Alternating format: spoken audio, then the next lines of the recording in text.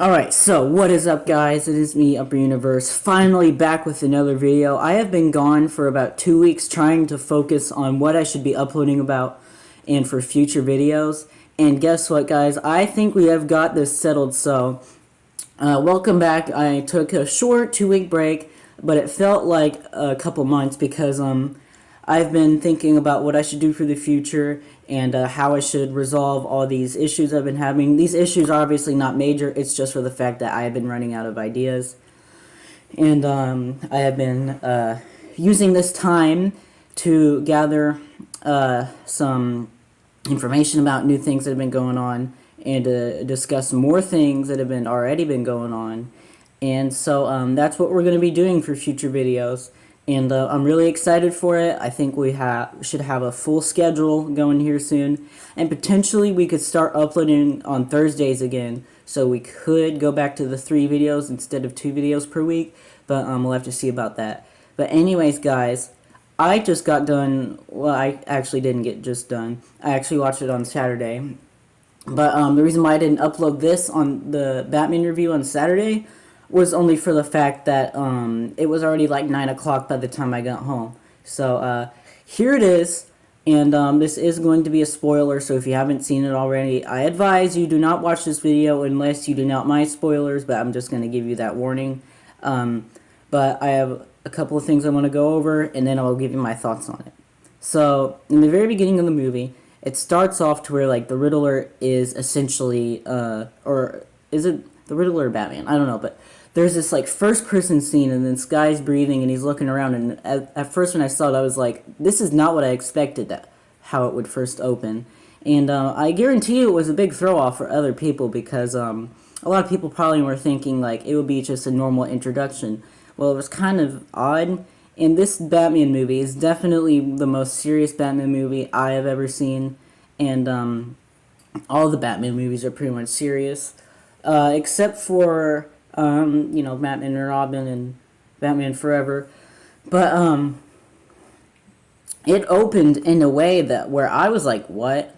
But then it cuts on to this one guy who's watching the news, and both of the people who are running for mayor are discussing the issues of Gotham and how they haven't really done anything about it and how it's so corrupt. Which, as we know from all the Batman movies, pretty much, that Gotham is corrupt and it's not a good place to live in.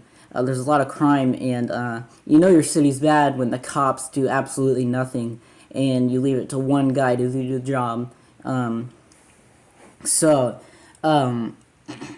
Anyways, this one guy is watching the news. The Riddler is like a sneaker in this movie. You feel his presence, you know he's there, but like you don't usually see him a lot. And a lot of the people don't know he's there because he usually captures the people, and then so in the very beginning, he doesn't capture, he kills this one guy, and he puts tape over his face, and I think it says "No More Lies" or something.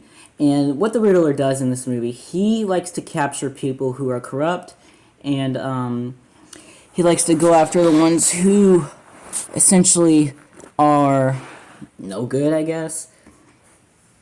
And the very first riddle in the movie, I remember it. It is, what does a liar do when he's dead? Or something. I'm pretty sure that's how it was. I might not have gotten the exact riddle right, but anyway, Commissioner Gordon, he opens up the envelope, he reads it, and Batman responds by saying, "A liar lies still whenever he's dead," or something like that. He lies still. And they were like, yeah. And then cuts on to some other stuff. Catwoman and Batman have a talk, and then we find out that Catwoman's friend, friend Annika was killed, and then the Riddler posts some disturbing scenes on the news, and this is definitely the most detective Batman we have ever seen. Batman in this movie is literally Batman, and there's not a whole lot of Bruce Wayne in this movie. It's pretty much Batman, and he's in it for like pretty much the entire movie. And for most of the time, Batman is actually in his suit for pretty much the entire movie. He's going around to different locations. They're both looking at clues. They're both looking at some investigations. And basically, he solves these. It leads him to this place. It leads him to that. And he finds out that the very last person that Riddler's going to is Batman. And Batman, pretty much towards the end of the film, goes to the place that Riddler wanted him to come to, and Riddler invited him. And Riddler talks about how basically, whenever he was a kid, both of them were orphans, and Bruce Wayne's dad died, Batman's dad died, and it was all poor Bruce Wayne, poor Bruce Wayne. But it was never about Riddler and how he was going through bad stuff. And it was only for the fact that Batman's family was very rich, and it was all basically centered around him, which seems like a jealousy thing. But when you really think about it, it would be true, because this guy was a billionaire. He died, and it was all poor Bruce Wayne, and he's an orphan now.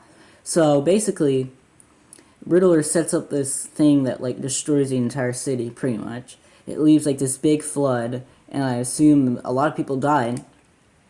And Batman like has this flare that he uses to help people see and get people to get rescued. And there are these people that are also like working for Riddler, and they have the exact same costume on or suit. I wouldn't say it technically is a costume because it's a movie, but like they have the same outfit, and they basically have these guns, and they shoot the mayor, and I'm pretty sure she survives, but they do shoot the mayor. Anyways, in the end of the movie, basically Catwoman says that the bat and the cat and all that, and how it has a nice ring to it. And then they go about their ways, and you see the Joker. I'm pretty sure it's the Joker. You see him talking to Riddler, and he's like, "This isn't over, dude. Don't be upset." And I think that is setting up a sequel, which I would be shocked if there wasn't a sequel after this.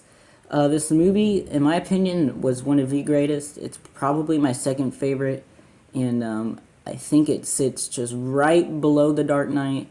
But it's like it's really up there. It's definitely got to be one of my favorites. But anyways, I hope you guys enjoyed this review.